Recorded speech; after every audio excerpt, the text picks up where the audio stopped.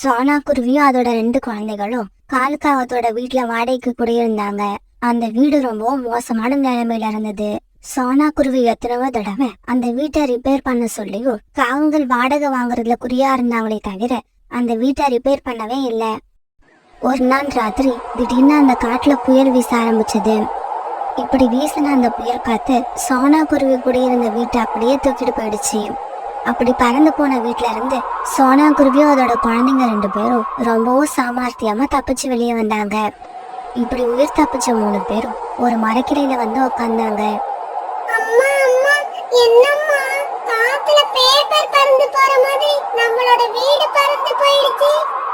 Beauty, அந்த பேராசை பிடிச்ச காகங்கள் நம்ம குடியிருந்த வீட்டை கொஞ்சம் கூட கண்டுக்கிறதே இல்ல, அதை ரிப்பேர் பண்றதும் இல்ல. அதனாலதான் நமக்கு இப்ப இந்த நிலைமை வந்துடுச்சு. மறுநாள் பொழுது விடிஞ்சிச்சு. மறுநாள் காலையில காகங்களோட வீடு புயல் காத்துல பறந்து போன செய்தியை கேட்ட காலுக்காகவும் ஒரு காகமும் சோனா குருவிய பார்க்க வந்தாங்க. சோனா, காத்துல பறந்து போன எங்களோட வீட்டை உன்னால பாதுகாக்க முடியலையா? காலண்ணா, நீங்க என்ன பேசுறீங்க? நான் என்னோட குழந்தைங்களை பாப்பனா இல்ல உங்களோட வீட்டை பாப்பனா? நானும் எத்தனையோ தடவை அந்த வீட்டை ரிப்பேர் பண்ணுவோன்னு சொல்லிக்கிட்டே இருந்தேன். ஆனா நீங்க காதுல வாங்கவே இல்ல. அப்படி இல்ல காலுஜி, குழந்தைங்க 2 பேரும் சோனா குருவியோடது, அதனால அவங்கள காப்பாத்திடுச்சு. வீடு நம்மளோடது தானே, அது எப்படி போனா அதுக்கு என்ன? கோரியக்கா, உங்க வீடு மட்டும் பறந்து போல, அந்த வீட்டுக்குள்ள இருந்த என்னோட பொருட்கள் எல்லாம் சேர்ந்துதான் போயிருக்கு. நானும் அதை நினைச்சு கவலையில தான் இருக்கேன். சரி சரி, நான் கிளம்புறேன். எங்கேயாவது போய் வாடகைக்கு வேற வீடு பார்த்தாகணும். என்னது, வேற வீடு பார்க்க போறியா? இங்க பாரு சோனா, எங்களுக்கு ஒரு புது வீடை கட்டி கொடுத்துட்டு அதுக்கப்புறம் எங்கேயாவது போ. இங்க பாருங்க, வீட்டை ரிப்பேர் பண்ணாம வச்சிருந்தது உங்களோட தப்பு, அது ஏன் தப்பு இல்ல. சோனா, நீ என்ன சொன்னாலும் சரி, எங்களுக்கு ஒரு புது வீடு கட்டி கொடுக்காம இந்த காட்டை விட்டு போகவே கூடாது. அப்படி போகணும்னு நினைச்ச நீயும் உன்னோட குழந்தைங்களும் உயிரோட போக முடியாது. இப்படி சொல்லி சோனா குருவியை மிரட்டின காகங்கள் 2 பேரும் அங்க இருந்து பறந்து போயிட்டாங்க. பிறகு வேற வழியில்லாத சோனா குருவி அந்த காகங்களுக்கு வீடு கட்டி கொடுக்கறதுக்காக காட்டுக்குள்ள இருந்து மரக்கட்டைகளை கொண்டு வர ஆரம்பிச்சது. இப்படி எடுத்துட்டு வந்த மரக்குச்சிகளை வச்சு சோனா குருவி வீடு கட்ட ஆரம்பிச்சது. அந்த சமயத்துல குழந்தைகள் 2 பேரும் அந்த இடத்துக்கு பக்கத்துல விளையாட ஆரம்பிச்சிருந்தாங்க. இப்படி விளையாண்டுகிட்டு இருந்த குழந்தைகள் 2 பேரும் திடீர்னு கத்துற சத்தம் கேட்டுச்சு. அம்மா அம்மா, இங்க வாங்க, இங்க ஒரு பாட்டி அம்மா ஆபத்துல இருக்காங்க. ஆமாம்மா, சீக்கிரம் வாங்க. குழந்தைகளோட குரலை கேட்டு சோனா குருவி உடனே வேகமா பறந்து அந்த இடத்துக்கு போச்சு. சோனா குருவி அங்க போய் பார்த்தப்ப ஒரு காஞ்சி போன மரம் ஒரு வயதான பறவை மேல விழுந்து கிடந்தது. உடனே சோனா குருவி ரொம்பவும் முயற்சி பண்ணி அந்த மரத்தை வேற பக்கமா தள்ளி விட்டுது. அந்த வயதான பறவை தலையில இருந்து ரத்தம் வந்துகிட்டே இருந்தது. உடனே சோனா குருவி பறந்து போய் மூலிகைகளை பறிச்சுட்டு வந்து காயம்பட்ட இடத்துல சாணம் பிழிஞ்சு விட்டது. உடனே அந்த வயதான பறவை தலையில இருந்து ரத்தம் வருது நின்று போயிடுச்சு. இருந்தாலும் அந்த பறவையோட மயக்கம் இன்னும் தெரியல. குழந்தைங்களா, இவங்க இன்னும் மயக்கமாவே இருக்காங்க. இவங்க நாம கூட்டுல போய் படுக்க வைப்போம். மயக்கம் தெரிஞ்சதுக்கு அப்புறம் இவங்க யாரு எங்க இருந்து வந்திருக்காங்கன்னு தெரிஞ்சுப்போம். இப்படி சொன்ன சோனா குருவி பிறகு அவங்கள தங்களுடைய கூட்டுல கொண்டு போய் படுக்க வச்சது. பிறகு சோனா குருவி வீடு கட்டுற வேலையில முழு மூச்சா ஈடுபட்டது. அந்த சமயத்துல குழந்தைகள் 2 பேரும் அந்த வயதான பறவை பக்கத்துல இருந்து அவங்கள கண்காணிச்சுக்கிட்டே இருந்தாங்க. இந்த சமயத்துல காலுக்காக வந்தது. இப்படி வந்த காலுக்காக சத்தம் போட்டு பேச ஆரம்பிச்சது. என்ன சோனா குருவி, இந்நேரம் வீடு கட்டி முடிச்சிருப்பன்னு நினைச்சேன். நீ இன்னும் பாதி வீட்டை கூட கட்டி முடிக்கல. காலுக்காகத்தோட இந்த பேச்சு சத்தத்தை கேட்ட அந்த வயதான பறவை இப்ப கண் விழிச்சு பார்த்தாங்க. கொஞ்ச நேரத்துல எழுந்திருச்சு உட்கார்ந்தாங்க. அம்மா, உங்க பேர் என்ன? நீங்க எந்த காட்டுல வசிக்கிறவங்க? நான் யாரு, என்னோட பேரு என்ன, எதுவுமே எனக்கு தெரியல. நான் யாருன்னு உங்கள யாருக்காவது தெரிஞ்சா தயவு செய்து என்கிட்ட சொல்லுங்க. சோனா, இந்த பைத்தியத்தை எங்க இருந்து அழைச்சுக்கிட்டு வந்தீங்க? காலண்ணா, இவங்க தலை மேல ஒரு மரம் விழுந்து கிடந்தது. நான் தான் அந்த மரத்தை தள்ளிவிட்டு அவங்க உயிரை காப்பாத்தினேன். இவங்களுக்கு மயக்கம் தெரியாதால இவங்களை என் கூடவே தூக்கிட்டு வந்துட்டேன். இங்க பாரு சோனா, நீ எந்த பைத்தியத்தை வேணாலும் அழைச்சுக்கிட்டு வந்து வச்சுக்க. எனக்கு அதை பத்தி கவலை இல்ல. என்னோட வீட்டை சீக்கிரமா தயார் பண்ணி என்கிட்ட கொடு. இப்படி சொன்ன காலுக்காக அங்க இருந்து பறந்து போயிடுச்சு. குழந்தைகளா, மரம் விழுந்துதாங்க இந்த அம்மாவோட தலையில அடிபட்டு இருக்கு. அதனால்தான் இவங்களுக்கு நடந்தது எதுவுமே ஞாபகத்துல இல்ல. சோனா சொன்னதை கேட்டு அந்த வயதான பறவை கண்ணீர் விட்டு அழ ஆரம்பிச்சாங்க. அம்மா, நீங்க அழாதீங்க. உங்களுக்கு பழசையெல்லாம் ஞாபகம் வர வரைக்கும் நீங்க எங்க கூடவே இருக்கலாம். அம்மா, பாட்டிக்கு பசிக்குதுன்னு நினைக்கிறேன். ஏதாவது சாப்பிட கொடுங்க. பியூட்டி, அம்மா கிட்ட இருந்த பொருட்களை எல்லாம் நேத்து வீசின புயல் காத்துல அந்த வீட்டோட போயிடுச்சு. இப்ப அம்மா கிட்ட உணவுன்னு எதுவுமே இல்ல. நீங்க பாட்டிய பத்திரமா பாத்துக்கோங்க. நான் காங்கல் வீட்டுல போய் ஏதாவது சாப்பிட வாங்கிட்டு வரேன். இப்படி சொன்ன சோனா குருவி உடனே காங்கல் வீட்டுக்கு பறந்து போச்சு. இங்க பாரு சோனா, உனக்கும் உன் குழந்தைங்களுக்குமே உணவு இல்ல. இந்த லட்சணத்துல நீ என்னடான்னா அந்த வயதான பறவைக்கு என்கிட்ட உணவு கேக்குற. இங்க பாருங்க கோரி அக்கா, அந்த அம்மா ரொம்பவும் பசியில இருப்பாங்க. தயவு செய்து அவங்களுக்காக கொஞ்சமா உணவு கொடுங்க. இங்க பாரு சோனா, நீ ஒரு தடவை கேட்டாலும் சரி, 100 தடவை கேட்டாலும் சரி, என்கிட்ட இருந்து அதே பதில் தான் வரும். இல்ல இல்ல இல்ல, என்கிட்ட இருந்து நீ எதையுமே வாங்க முடியாது. இப்படி சொன்ன கோரிக்காக உடனே வீட்டுக்குள்ள போய் கதவை சாத்திக்கிச்சு. உணவு எடுத்துட்டு வரேன்னு சொல்லி வெளியில வந்து ரொம்ப நேரம் ஆகுது. பாவம் அந்த அம்மா, நான் வருவேன்னு எதிர்பார்த்துக்கிட்டு இருப்பாங்க. யாருக்கிட்டையாவது உணவு வாங்காம வீட்டுக்கு போகவே கூடாது அப்படி நினைச்ச சோனா குருவி ரீட்டா கிட்ட வீட்டுக்கு பறந்து போச்சு. சோனா குருவி ரீட்டா கிட்ட போய் விஷயத்த சொன்ன உடனே தான் கிட்ட மீறி இருந்த உணவு எடுத்து கொடுத்தது. உடனே சோனா குருவி ரொம்பவும் சந்தோஷமும் அந்த கிச்சடியை எடுத்துக்கிட்டு தன்னோட கூட்டுக்கு திரும்பி வந்தது. அம்மா, நீங்க ரொம்ப பசிட்டு இருக்கீங்க, இத சாப்பிடுங்க. என்ன மாதிரியே நீங்களும் பசியில தான் இருப்பீங்க. எனக்கு இத கொடுத்துட்டா நீங்க எல்லாம் என்ன சாப்பிடுவீங்க? உங்களை எல்லாம் விட்டுட்டு என்னால இத தனியா சாப்பிட முடியாது. அம்மா, நீங்க நேத்து ராத்திரில இருந்து எதுவுமே சாப்பிடாம இருக்கீங்க. அதனால இத நீங்க சாப்பிடுங்க. இன்னும் கொஞ்ச நேரத்துல நான் கூட எதையாவது சாப்பிட்டு பசிய தீர்த்துப்போம். இதையெல்லாம் நான் ஏத்துக்க மாட்டேன். வாங்க, நாம எல்லாரும் சேர்ந்து இந்த கிச்சடிய சாப்பிடுவோம். பிறகு அங்கிருந்த 4 பேரும் சேர்ந்து அந்த கிச்சடியை சாப்பிட்டு தங்களுடைய பசிய போக்கிக்கிட்டாங்க. பிறகு ராத்திரி ஆச்சு. பிறகு அன்னைக்கு ராத்திரி அந்த மரத்துக்கு அடியிலேயே படுத்து தூங்குனாங்க. அதே சமயத்துல ரொம்ப தூரத்துல இருந்த ஒரு காட்டுல 2 பறவைகளும் எப்படி பேசிக்கிட்டு இருந்தாங்க. அண்ணா, நான் அம்மா மலை பக்கம் உள்ள காட்டுல ஒரு குருவியோட வீட்டுல இருக்காங்கன்னு எனக்கு இப்பதான் செய்தி வந்தது. அப்படியா? சீக்கிரம் கிளம்பு. நாம நாளைக்கே அங்க போய் அவங்கள உடனே வீட்டுக்கு அழைச்சுக்கிட்டு வரணும். மறுநாள் பொழுது விடிஞ்சிச்சு. மறுநாள் காலையில சோனா குருவி தன்னோட வீட்டை முழுசா கட்டி முடிச்சிடுச்சு. உடனே அந்த வீட்டுக்குள்ள சோனா குருவி தன்னோட குழந்தைகளையும் அந்த வயதான பறவையையும் அழைச்சிட்டு போச்சு. நான் யாரு, எங்க இருந்து வந்தேன்னு எனக்கே தெரியல. இப்ப கொஞ்ச நாளா உங்களுக்கு நான் பாரமா இருக்கேன். அத நினைச்சா எனக்கு ரொம்ப கஷ்டமா இருக்கு. அம்மா, தயவு செய்து இப்படி எல்லாம் பேசாதீங்க. நீங்க இருக்கிறது எங்களுக்கு சந்தோஷத்தை தான் கொடுக்குதே தவிர இப்ப எந்த கஷ்டத்தையும் கொடுக்கல. இவங்க இப்படி பேசிக்கிட்டு இருக்கும் போது காலுக்காகவும் கோரிக்காகவும் அவங்க வந்தாங்க. இங்க பாரு சோனா, புது வீடு கட்டி கொடுக்க வேண்டியது மட்டும்தான் உன்னோட வேலை. உங்களை யார் வீட்டுக்குள்ள வர சொன்னது? இங்க பாருங்க கோரியக்கா, இவங்க பாவம் வயசானவங்க. அவங்களுக்கு இப்ப சுயநலவு இல்ல. தயவு செய்து இவங்களுக்கு நனவு திரும்புற வரைக்கும் இந்த வீட்டுல தங்கறதுக்கு எங்களுக்கு அனுமதி கொடுங்க. காலுஜி, என்ன சோனா குருவி சொல்ற கதையை ரொம்ப ஆர்வமா கேட்டுக்கிட்டு இருக்கீங்க? கழுத்தை பிடிச்சு எல்லாரையும் வெளியில தள்ளுங்க.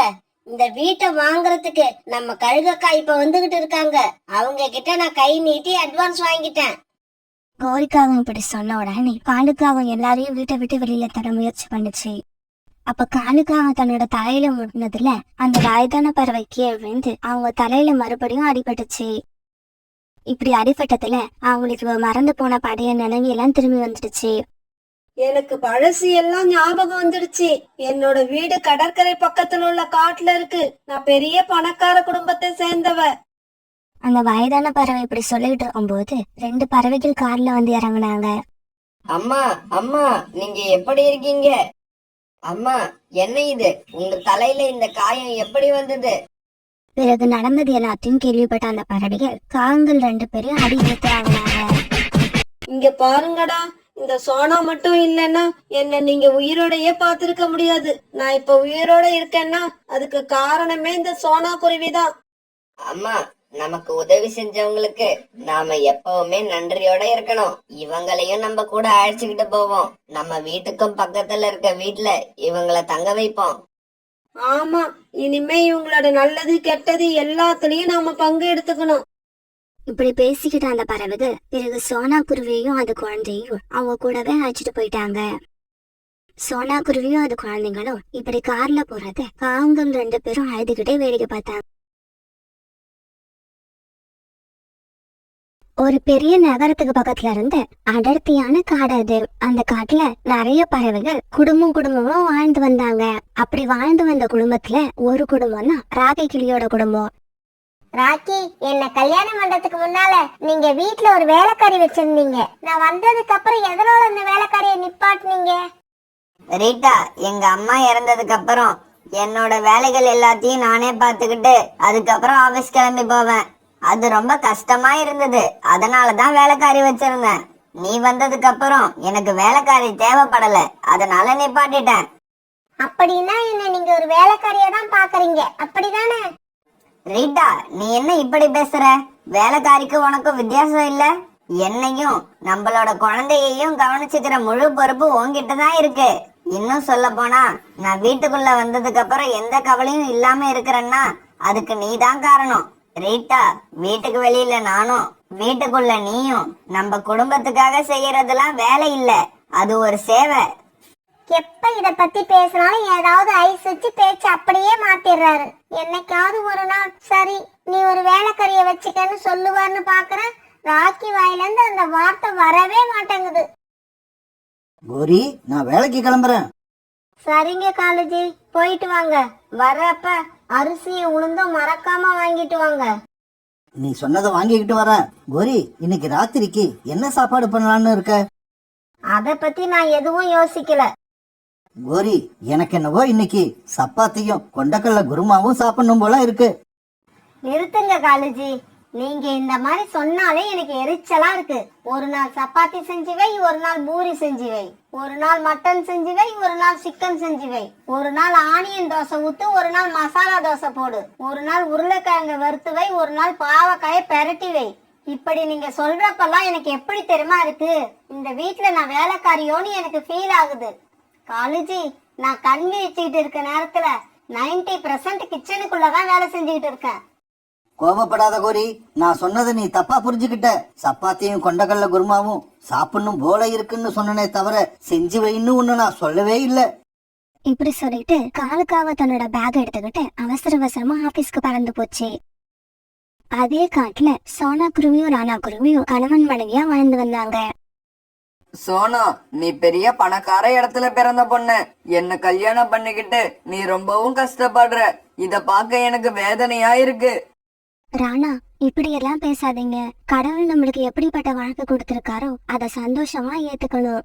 நமக்கு இப்ப பிரச்சனையே வறுமைதான். நாம 2 பேரும் ஒரே மனசோட போராடினா இந்த வறுமையை ஈஸியா ஜெயிச்சிடலாம். இந்த மாதிரி ராணா குருவி மனசு ரொம்ப வருந்தி பேசுறப்ப எல்லாம் சோனா குருவி ராணாவுக்கு ஆறுதல் சொல்லிக்கிட்டே இருக்கும். வீட்டு வேலையெல்லாம் முடிச்சுட்டு கோரிக்காக தன்னோட வீட்டு வாசல்ல வந்து உக்காந்தப்ப அந்த வழியா பறந்து வந்த ரோனி குருவி கோரிக்காகத்தை பார்த்துட்டு அங்க வந்தது. என்ன கோரி, உன்னோட முகத்தை பார்க்க ரொம்பவும் சோகமா இருக்கு. என்ன விஷயம்? சோகமெல்லாம் ஒண்ணும் இல்ல ரோனி. காலையில இருந்து கிச்சன்ல வேலை செஞ்சு உடம்பெல்லாம் களைச்சி போச்சு. அதனாலதான் இப்படி இருக்க. என்னோட காலேஜுக்கு இன்னைக்கு ராத்திரி சப்பாத்தியும் கொண்டக்கடலை குருமாவும் செஞ்சு வைக்கணுமா. அதான் கொண்டக்கடலை வாங்கலாம்னு கடைக்கு கிளம்புனேன். எனக்கு வர்ற ஆத்திரத்துல கொண்டக்கடலை குருமாவில விஷத்தை கலந்து காலேஜுக்கும் கொடுத்துட்டு நானும் தின்னுட்டு அப்படியே செத்து போயிடலாம் போல இருக்கு. ஐயோ கோரி, இதெல்லாம் சின்ன விஷயம். இந்த சின்ன விஷயத்துக்கு போய் இப்படி பேசுற? முதல்ல இப்படி பேசுறத நிறுத்து. என்ன பாரு, எவ்வளவு சந்தோஷமா இருக்க. இந்த மாதிரி வாழ்க்கை வாழ கத்துக்கணும். ஆமா ரோனி, ஒன்னு கேட்கணும்னு நினைச்சேன். நீ எப்படி எப்பவும் ஃப்ரெஷ்ஷா வெளியில சுத்திக்கிட்டே இருக்க? அப்ப வீட்டு வேலை எல்லாம் யார் பாக்குறது? கோரி, உனக்கு ஒரு விஷயம் தெரியாதா? கொஞ்ச நாளைக்கு முன்னாடி என்னோட கணவர் 2வது கல்யாணம் பண்ணிக்கிட்டாரு. ஆரம்பத்துல எனக்கு கஷ்டமா தான் இருந்தது, ரொம்பவும் அழுதேன். இப்பெல்லாம் அப்படி இல்ல, நான் சந்தோஷமா இருக்கேன். ரோனி, நீ சொல்றது எனக்கு எதுவும் புரியல, கொஞ்சம் தெளிவா சொல்லு. ஆரம்பத்துல அழுதுகிட்டு இருந்தனா, பிறகு கொஞ்சம் கொஞ்சமா சுதாரிச்சு என்னோட கணவரோட 2வது மனைவி அதட்டி உருட்டி வீட்டு வேலைகளை எல்லாத்தையும் பார்க்க வச்சுட்டேன். அவ இப்ப எனக்கு அடிமை ஆயிட்டா. சொன்ன வேலையை செய்யணும், இல்லன்னா வீட்டை விட்டு வெளியில அனுப்பிடுவேன்னு மிரட்டி வச்சிருக்கேன். ஏழை வீட்டுல இருந்து வந்ததால அவளால என்னை எதிர்த்து எதுவும் செய்ய முடியல. இப்ப பாரு, நான் என்னோட இஷ்டத்துக்கு சுத்தி சுத்தி வரேன். ஆனா வீட்ல எல்லா வேலைகளும் கரெக்டா நடந்துரும். இதோ இப்ப வீட்டுக்கு போனோம்னா சாப்பாடு ரெடியா இருக்கும். அப்படியே சாப்பிட்டு படுத்து தூங்க வேண்டியதுதான். சரி, எனக்கு பசிக்குது, நான் கிளம்புறேன். இப்படி சொல்லிட்டு ரோனிக்குருவி அங்கிருந்து தன்னோட வீட்டுக்கு பறந்து போயிடுச்சு. ஆஹா, ரோனியோட வாழ்க்கை எவ்வளவு சந்தோஷமா போய்கிட்டு இருக்கு. அப்ப காலேஜுக்கு 2வது கல்யாணம் பண்ணி வச்சா நம்ம வாழ்க்கையும் சந்தோஷமா தான் மாறிடும். நானும் அப்புறம் ரோனி குருவி மாதிரி காட்டை சுத்தி சுத்தி வந்து சாப்பிடுற நேரத்துக்கு வீட்டுக்கு போய் சாப்பிட்டுட்டு படுத்து தூங்கிடலாம். இன்னைக்கு ராத்திரி காலேஜ் வந்த உடனே இத பத்தி பேச வேண்டியதுதான். அன்னைக்கு சாயங்காலமா காலுக்காக வேலையை முடிச்சிட்டு தன்னோட வீட்டுக்கு திரும்பி வந்தது. வாங்க காலேஜி, வாங்க. உங்களுக்காக இன்னைக்கு நான் சாப்பிட என்னென்ன செஞ்சு வச்சிருக்கேன்னு பாருங்க. கோரிக்காக சாப்பாடு செஞ்சு வச்சிருந்த பொருட்களைய பார்த்த உடனே காலுக்காகத்துக்கு ஆச்சரியமாயிடுச்சு. கோரி, காலையில அவ்வளவு கோவப்பட்ட நீ இப்ப என்னடான்னா சப்பாத்தியும் கொண்டகல்ல குருமாவும் செஞ்சு வச்சிருக்க. நீ என்னதான் கோவப்பட்டாலும் உன்கிட்ட இருக்கிற நல்ல மனசு வேற யாருக்கும் இருக்காது. இப்படி சொன்ன காலுக்காகவும் பிறகு இரவு உணவை சாப்பிட்டு முடிச்சது. காலேஜி, சாப்பிட்டு முடிச்சிட்டீங்களா? உங்ககிட்ட நான் ஒரு முக்கியமான விஷயத்த பத்தி பேசணும். நான் சொல்ற அந்த விஷயத்துக்கு நீங்க கண்டிப்பா ஒத்துக்கணும். சொல்லு கோரி, சொல்லு. இவ்வளவு அருமையா ருசியா இன்னைக்கு இரவு சாப்பாட்டை நீ தயார் பண்ணிருக்க. இதுக்காகவே நீ என்ன சொன்னாலும் நான் ஒத்துப்பேன். காலேஜி, சொல்றேன்னு தப்பா நினைக்காதீங்க. நான் உங்களுக்கு இன்னொரு கல்யாணம் பண்ணி வைக்க போறேன். கோரிக்காக சொன்னதை கேட்டுட்டு காலுக்காக ரொம்ப சந்தோஷமாயிடுச்சு. காலுக்காகத்தோட வாயில லட்டு ஜிலேபின்னு இனிப்பான பண்டங்கள் நிறைய வந்து விழுந்தது போல இருந்தது. மனசுக்குள்ள சந்தோஷமா இருந்தாலும் காலுக்காக அதை வெளியில காட்டிக்கல. கோரி, உனக்கு என்ன பைத்தியமா பிடிச்சிருக்கு? எனக்கு ஏன் 2வது கல்யாணம் பண்ணி வைக்கணும்னு நினைக்கிற? காலேஜி, நேத்து நான் ஒரு ஜோசியர்கிட்ட உங்க ஜாதகத்தை பார்த்தேன். அந்த ஜாதகத்துல உங்களுக்கு 2வது கல்யாணம் நடக்கலன்னா உங்க உயிருக்கு ஆபத்துன்னு சொன்னாரு. அப்படியா? அந்த ஜோசியக்காரர் ரொம்ப நாளைக்கு நல்லா இருக்கணும். கோரி, யாரோ ஒரு ஜோசியக்காரர் சொன்னதை நம்பி நீ இப்படி 2வது கல்யாணத்துக்கு ஏற்பாடு பண்றது எனக்கு கொஞ்சம் கூட பிடிக்கல. காலேஜி, தயவு செய்து கோவப்படாதீங்க பிளீஸ். காலேஜி, நான் சொல்றத ஒரு நிமிஷம் யோசிச்சு பாருங்க. உங்களுக்காக இல்லாட்டியும் எனக்காக நீங்க இந்த கல்யாணத்துக்கு ஒத்துக்கிட்டு தான் ஆகணும். கோரி, எனக்கு என்னவோ இந்த கல்யாணத்துல இஷ்டம் இல்ல. இருந்தாலும் நீ இவ்வளவு தூரம் கெஞ்சறதுக்காக உனக்காக நான் ஒத்துக்கிறேன். உன்னோட இஷ்டப்படி நான் 2வது கல்யாணம் பண்ணிக்க தயாரா இருக்கேன். காலேஜி, உங்களுக்கு இந்த கல்யாணத்துல இஷ்டம் இல்லைனாலும் எனக்காக ஒத்துக்கிட்டீங்க பாருங்க. எனக்கு அது ரொம்பவும் பிடிச்சிருக்கு. நீ வேற கோரி, நான் மட்டும் இல்ல, இந்த காட்டுல உள்ள நிறைய ஆண் பறவைகள் இப்படி ஒரு சந்தர்ப்பத்துக்காக தான் காத்துக்கிட்டு இருக்காங்க. இப்படி பேசிக்கிட்ட காலுக்காகவும் கோரிக்காகவும் பிறகு தங்களோட படுக்கையில படுத்து அப்படியே தூங்கிட்டாங்க. மறுநாள் பொழுது விடிஞ்சிச்சு. கோரி, இவ்வளவு காலையிலேயே என்ன கூப்பிட்டு அனுப்பியிருந்தியே, என்ன விஷயம்? சாவி, நீ என்னோட நெருங்கிய தோழி. அதனால சுத்தி வளைச்சு பேசாம நேரடியா விஷயத்துக்கு வரேன். என்னோட கணவர் காலேஜுக்கு உன்னை கல்யாணம் பண்ணி வைக்க போறேன். கோரி, என்ன சொல்ற? என்ன அவருக்கு கல்யாணம் பண்ணி வச்சுட்டு நீ எங்க போக போற? அடி பாவி, நான் எங்கேயும் போக போறது இல்ல. நானும் இங்கதான் இருப்பேன். அப்படி இல்லக்கா, நீங்க இருக்கிறப்பவே என்ன எதுக்கு 2வது கல்யாணம் பண்ணி வைக்க போறீங்க? சாதிக்காகம் இப்படி கேட்டதும் கோரிக்காகவும் காலுக்காகத்துக்கிட்ட சொன்ன ஜோசிய கதைய சாதிக்காகத்துக்கிட்டையும் சொல்லுச்சு. என்னது, 2வது கல்யாணம் நடக்கலன்னா உங்க கணவரோட உயிருக்கு ஆபத்தா? ஆமா சாவி, அது மட்டும் இல்ல. நானும் உன்னை சின்ன வயசுல இருந்து பாக்குறேன். நீயும் ஏழையா இருந்து கஷ்டப்பட்டுக்கிட்டே இருக்க. காலேஜிய பத்தி உனக்கே தெரியும். அரசாங்க உத்தியோகம், கை நிறைய சம்பாதிக்கிறாரு. அதனாலதான் அறிமுகம் இல்லாத ஏதோ ஒரு பொண்ணை காலேஜுக்கு கல்யாணம் பண்ணி வைக்கிறதுக்கு உன்னையே கல்யாணம் பண்ணி வைக்கலான்னு முடிவு பண்ணிட்டேன். எங்களுக்கு 2 வீடு இருக்கு. அதுல ஒரு வீடு உனக்கு, ஒரு வீடு எனக்கு. இப்ப சொல்லு, உனக்கு இந்த கல்யாணத்துல சம்மதமா இல்லையா? கோரியோட பேச்சு கேட்டு சாதிக்காகத்துக்கு மனசுக்குள்ள ரொம்ப சந்தோஷமாயிடுச்சு. இவ்வளவு ஏழையா இருக்கிற நம்மள யாரு கல்யாணம் பண்ணிப்பான்னு நினைக்கிறப்ப சொந்த வீட்டோட மாப்பிளையா? இப்படி ஒரு சான்ஸ் நமக்கு எப்பவும் கிடைக்காது. கிடைச்ச சந்தர்ப்பத்தை நல்லா பயன்படுத்திக்க வேண்டியதுதான். சாதிக்காகவும் மனசுக்குள்ள இப்படி நினைச்சாலும் வெளியில கோரிக்காகத்துக்கிட்ட இப்படி பேச ஆரம்பிச்சது. கோரி, 1000 தான் இருந்தாலும் உன்னோட வாழ்க்கைய பங்கு போட்டுக்கிறோம்னு நினைக்கிறப்ப எனக்கு மனசு கஷ்டமா இருக்கு. என்னது, என்னோட வாழ்க்கையை பங்கு போட்டுக்க போறியா? சாவி, உன்னை எதுக்காக கல்யாணம் பண்ணி வைக்க போறேன்னு போக போக தான் உனக்கு தெரியும். என்ன சாவி இப்படி பேசுற? உனக்காக சின்ன வயசுல இருந்து எதையோ விட்டு கொடுத்தனா, இதை விட்டு கொடுக்க மாட்டேனா? கோரி, நீ இவ்வளவு தூரம் சொல்றப்ப நான் என்ன வேண்டாம்னு சொல்ல போறேன்? கல்யாணம் பண்ணிக்க எனக்கு பூரண சம்மதம். நான் இப்பதான் ரொம்பவும் சந்தோஷமா இருக்கேன். 2வது கல்யாணத்துக்கு காலுஜியும் ஒத்துக்கிட்டாரு, சாவியும் ஒத்துக்குச்சு. இனிமே எனக்கு எந்த கவலையும் இல்ல. காலுஜி, நீங்க சாவியை அழைச்சிக்கிட்டு போய் காட்டை சுத்தி பார்த்துட்டு வாங்க. கோரி, உன்னை பத்தி நான் என்னென்னமோ நினைச்சிட்டு இருந்தேன். ஆனா நீ எனக்காக இதெல்லாம் பண்ணுவேன்னு நான் நினைக்கவே இல்லை. இதோ இப்பவே கிளம்புறேன். கோரி, எனக்கு என்னவோ இதுல இஷ்டம் இல்ல. இருந்தாலும் உன்னோட சந்தோஷத்துக்காக நான் போறேன். பிறகு காலுக்காகவும் சாவிக்காகவும் வீட்டை விட்டு கிளம்பி வெளியில பறந்து போனாங்க. இப்படியே சில நாட்கள் நகர்ந்துச்சு. சோனா குருவி கோரி காகத்தை பார்க்க ஒரு நாள் வீட்டுக்கு வந்தது. கோரி அக்கா, என்ன காலன்னா வேற ஒரு பெண் காகத்து கூட சுத்திக்கிட்டு இருக்காரு, உங்களுக்கு இந்த விஷயம் தெரியாதா? தெரியுமே, அவங்க 2 பேரையும் ஒன்னா சுத்த சொன்னதே நான் தான். அவங்க 2 பேருக்கும் நானே கல்யாணம் பண்ணி வைக்க போறேன். இப்படி சொன்ன கோரிக்காகவும் தன்னோட ஐடியாவை சோனா குருவி கிட்ட தெளிவா எடுத்து சொல்லுச்சு. கோரி அக்கா, உங்களுடைய ஐடியா பைத்தியக்காரத்தனமா இருக்கு. இப்படி நீங்க செய்யறதால வீட்டு வேலைக்கு ஆள் கிடைக்க மாட்டாங்க. இப்ப காலேஜுக்கு மட்டும் வேலை செஞ்சிட்டு இருக்க நீங்க அப்புறம் சாவிக்காகத்துக்கும் சேர்த்து வேலை செய்யற மாதிரி ஆயிடும். அதுக்கப்புறம் கொஞ்ச நாள் கழிச்சு உங்க வீட்லயே உங்களுக்கு இடம் இல்லாம போயிடும். சோனா, என்ன பயமுறுத்துற மாதிரி பேசுற? அப்படியெல்லாம் நடக்காது.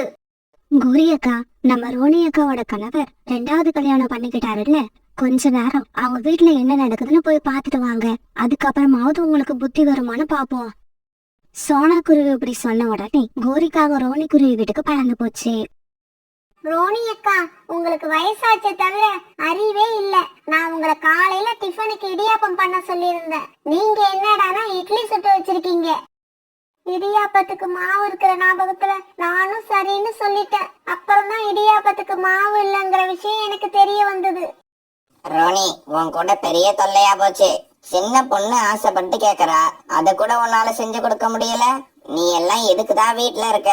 நீங்க கோச்சிக்காதீங்க டார்லிங், வாங்க நம்ம ஹோட்டலுக்கு போய் சாப்பிட்டுட்டு வருவோம். இப்படி சொல்லிட்டு ரோனியோட கணவர் 2வது மனைவி அழைச்சுக்கிட்டு வெளியில பறந்து போனாரு. இத பார்த்த கோரிக்காகவும் சத்தம் போடாம வீட்டை விட்டு தன்னோட வீட்டுக்கு பறந்து வந்தது. கோரிக்காக தன்னோட வீட்டுக்கு வரப்ப அவங்க சாதிக்காகவும் காலுக்காகவும் திரும்பி வந்திருந்தாங்க. கோரி, உனக்கு ஒரு சந்தோஷமான விஷயம். நானும் சாவியும் நாளைக்கே கல்யாணம் பண்ணிக்கலாம்னு முடிவு பண்ணிருக்கோம்.